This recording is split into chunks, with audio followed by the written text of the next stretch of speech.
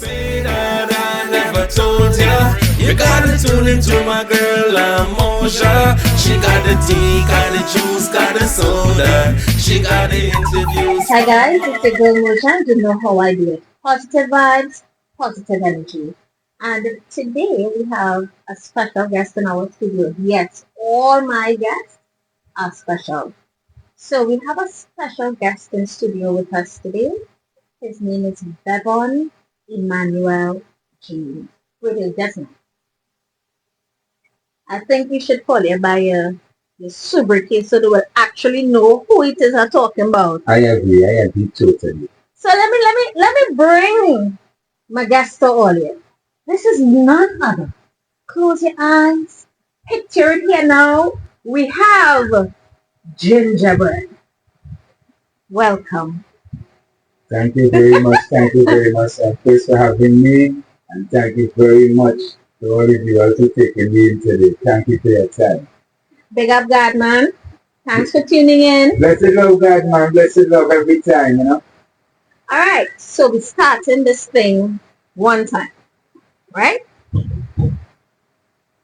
I have been looking at your foundation. So you grew up with your grandparents after the passing of your mommy, and you had a strong Christian foundation. Yes? Then we went to an Islamic school. Then we went to Holy Cross College. So that is a Catholic foundation. So your foundation real steady, reinforced. And then now you are what?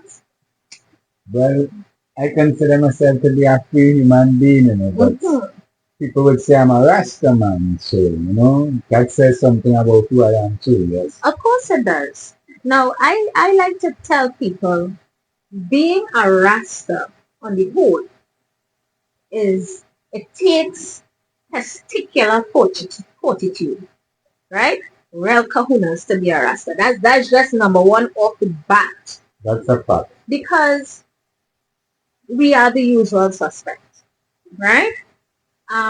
Secondly, being a Rasta in a society where it is not readily accepted. You understand? Because we still have stipulations on what your hair looks like if you have to go for a job and all of these things. So for somebody to actually go into Rastafari, you understand? Understanding what goes along with it, it takes a different type of resilience. It takes a different type of strength. And worse yet, a male in Rastafari.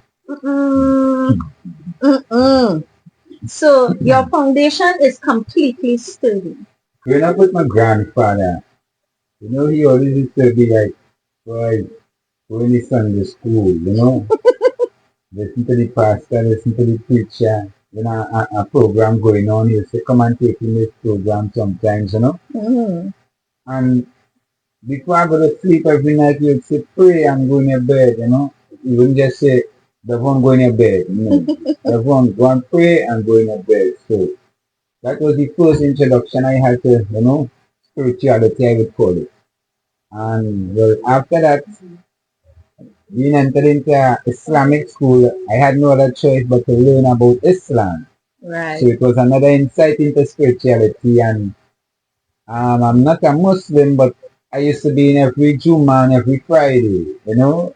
I was accepted amongst the Muslim community. I could even pray in Arabic and these things, sing in Arabic, because the first choir I joined was in the school and they were singing Arabic songs. So, you know, that also influenced me to not only to be narrow-minded, you know, to think of like just one way of finding spirituality, because I realized there are different ways of finding spirituality and it's which one really works for you, you know. That's correct.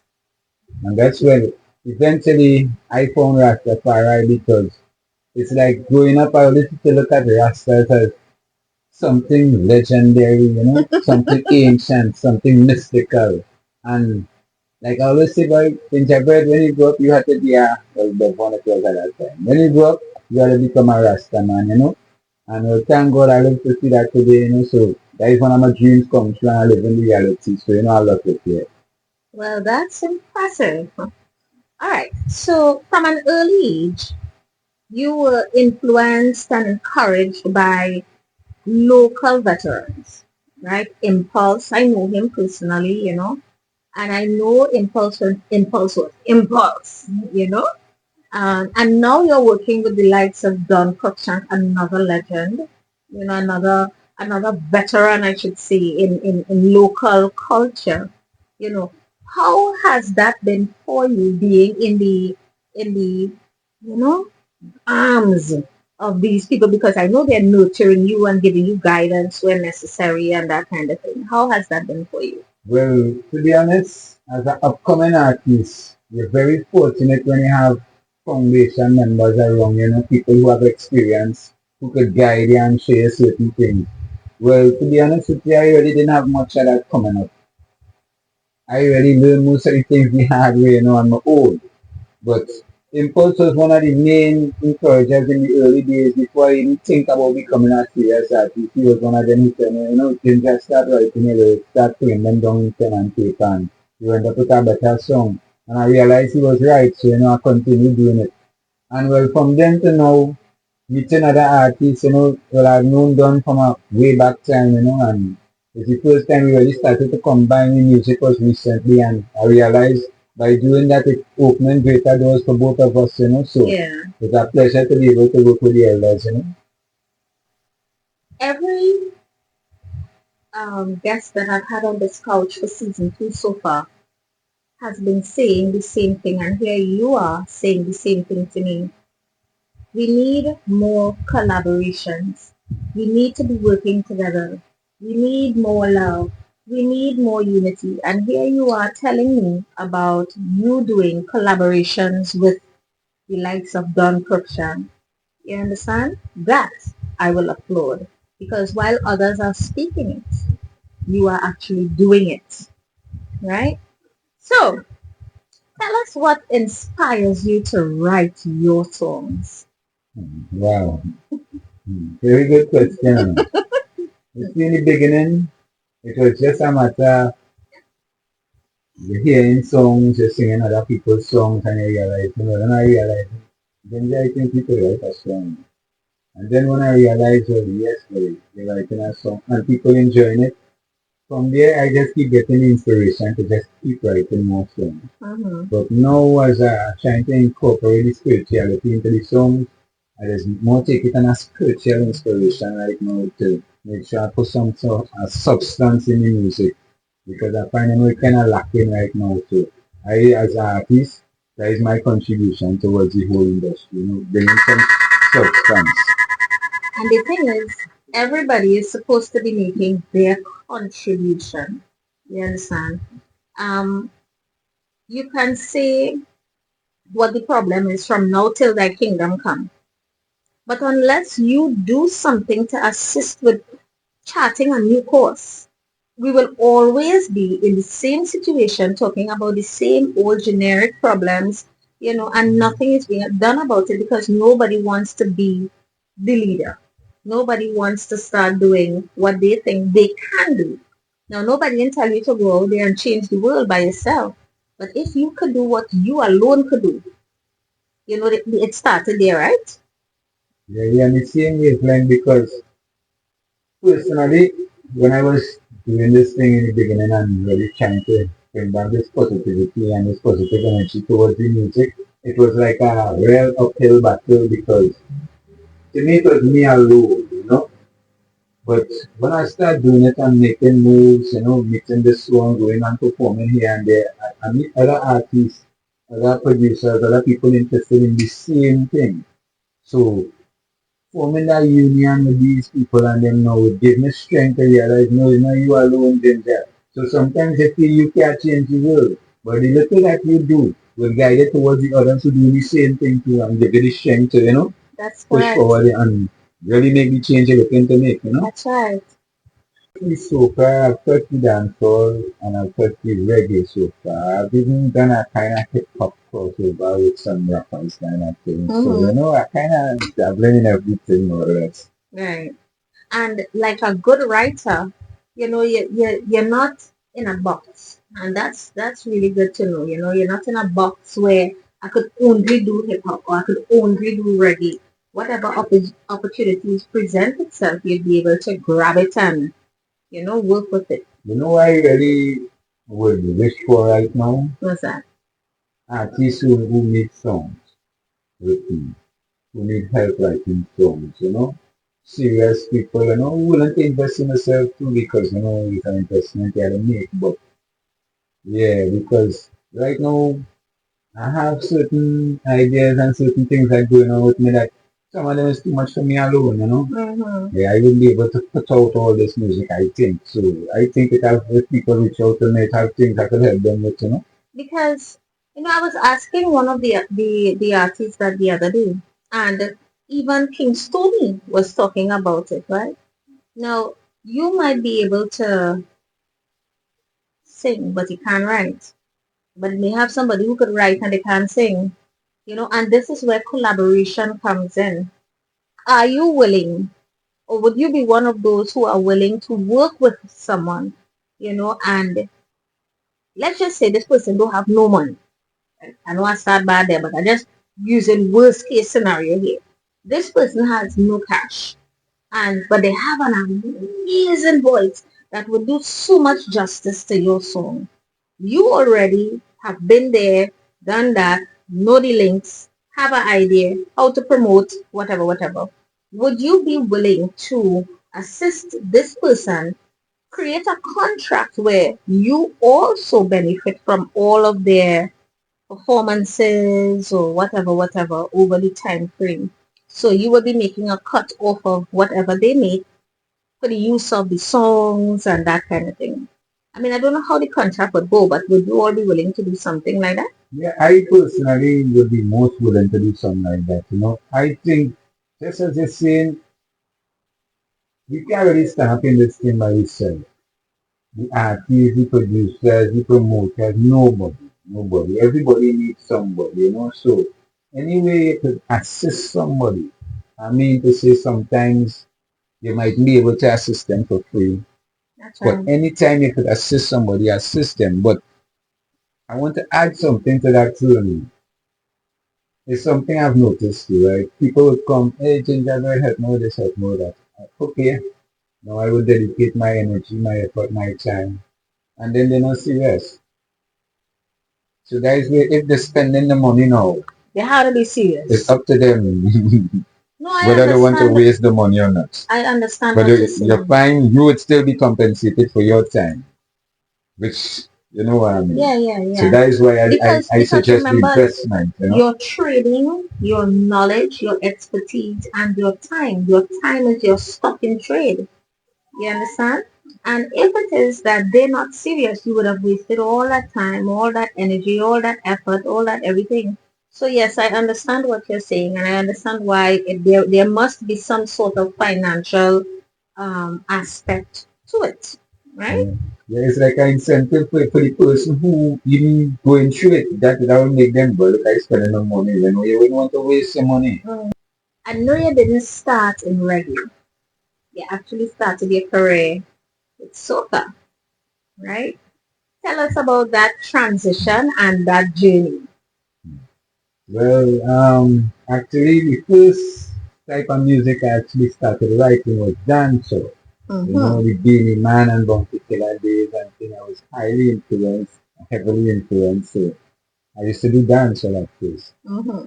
And then everybody was like, Ginjyah Bread from Trinidad, why don't try this soca thing? Mm-hmm. And then I had a virgin now, he was into it a little bit, so he was like, come on, let's move together, we could see what can happen. So, I jumped on the soca chain for a while, and it was nice, it opened some doors, I gained some experience, and, it was a stepping stone for me to reach where I is, Now, a lot of your fans, a lot of the people that know you only know you for reggae. Nobody had a clue that you had started with soca, and specifically girls, right? Give them a little two line in girls now. Wow, you're sending me way back there. Go way back. In the archives. You're going way back, Ollie, way back. Imagine Ginjyah Bread on the soca chain. Up close and personal with Yeah. Ginjyah Bread. But this song, I was one of the main forces behind the song and the chorus. Well, this is the girls come from near and far, girls. I want them in my car. Girls come meet me by the bar. Come online with a soca star, girls. Sweet like candy bar. Anyway, they will be candy bar, girls. You're always on my mind. Come show me how you that's why. So they can make me hold my head and roll. I man love them overall. For you, I stand, I could never fall. And when I see you at first glance, you really put me in a trance. Your pretty face with your elegance. Girls, come from near and far, girls. I want them in my car, girls. Come if we by the bar. Come on, line with a Pull it pull up, up. selector. Pull it up. Pull it up. So all I I shock I hear, right? remember that one still. I sure he mash up parties with that. I sure. What I recognize is that you are one of our most versatile uh, artists that we have presently. So you don't just sing one genre of music. You can sing any genre. More or less, yes. Yes, more or less. But which one is your favorite? Without a doubt, reggae. I know that. Without I a know doubt. that. It's like my comfort zone, you know. I don't have to think twice to get inspiration to do every music. It's a natural thing, it's a positive energy that just flows through me. Any other music, I would still have to sit down and really create and craft it. But the reggae, that is just flow. So that's my favorite. What was it like finding the inspiration for Fresh Press? Well, when after I did the soca, right, Mm. I had fell off the map a little bit because the group that I was in with the soca, we had mashed up. So Mm-hmm. everybody went their own way. So I was kind of indecisive of which direction to take. Mm-hmm. But I was looking at the reggae. And one of my partners was getting into soca, met a producer doing reggae rhythm. Mm-hmm. So he was like, boy, I got the right man for you. And he introduced me. And when I went, the producer liked me the rhythm. So I went home, did 2 songs for the rhythm, came back, and everybody liked the fresh press because, you Mm-hmm. know, well, at that time, I think Marlon was mashing up the place with Ginjyah Bread. So, you know, the Ginjyah Bread, you look like you could be the next Marlon Cup. So that's where the first wrestling came from. And then, too, it was like statement to the leaders and them that, you know, the fighting at the marijuana thing, look, if you study the criminalization, no, That's I was right. calling for it way back then. Because, you know, I see too many careers. Mine personally, I know was affected because of a little smoke, you know. I Mm-hmm. had no qualifications, but because I was charged for a smoke, I couldn't be hired in certain jobs. So, you know, these things, I'm glad to see it no longer happening, you know. All right. Yeah, they got the administration, or they legalize it, no one finish it off. Okay? So let's dive a little bit deeper into your mind, the way you think, you know? How does it feel? I want to get emotions. How does it feel hearing your songs playing on your video? Especially that first time you heard it. How that make you feel? Well, to be honest with you, the first time I heard it was when we did the gigs, right? Mm. And like, I was like, wait, halfway through the song, then I realized, well, wait now, the song playing, you know, it was like a shocking, you know, striking feeling. And what was even more nice is that people coming on like, why didn't I hear you on the radio? Didn't I hear you on the radio? You know, but that time it wasn't Ginjyah. I hear you. So from then to now, you know, every time somebody come and tell me, it make me realize well, the messages that are trying to bring forth in music is It's getting out getting there. out there. And you know, that is what I see like I fulfilling my purpose now. Right. And how many songs do you have presently? Recorded, you mean? Okay, now you see, with this question earlier, I could break this one question up in so much parts for you, Yeah, man. recorded, you mean? Because yes, I'm not just recorded, like already on the radio, how many songs you have on the radio, how many songs you have all together, how many songs you have recorded. Well, being honest, I've heard about 6 or 500 songs played on the radio already, you know, some Wow. collaborations and some of my own. Never really consistently, Uh-huh. but I've heard them, you know. So Uh-huh. that's about 6. And recorded, I probably have about 13 or 14 different tracks, different places scattered about recorded. Some released, some unreleased, you know. Mm-hmm.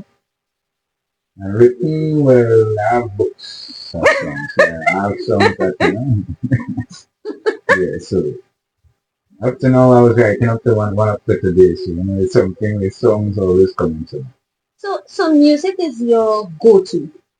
Like if you're happy, you might write. If you're sad, you might write. If you have a little tobacco or something, you might write. Yes. Oh yes, music is my medicine. It's like, no, I grew up without a mom, so I grew up with my grandfather. Now Mm-hmm. you find the closeness with the parent and the child might not be there with the intimacy of, you know, the relationship and thing, but everything else was there. But the time I didn't have with that closeness, I used to find comfort in music, you know. Right. Yeah, I used to listen to music and it used to always give me comfort, especially when I listen to like Bob Marley and these guys and it used to always give me a sense of purpose, you know. Mm-hmm. So that is where, yeah, I just get off of it. It's like a high, you know. Could you share one of your secrets that you're working on outside of the singing arena? One secret one. Well, this is really in the makings, but pretty soon we would like to have like a team. I work with a team right now and we'll be doing some visual productions also. So Mm-hmm. we will be shooting some videos, you know. We try to do some little documentaries because I think the thing need to be highlighted. Mm-hmm. What some people making, you know. Yeah. Like yourself too, you know. Yeah, these things need to be highlighted because there's only highlight everything negative.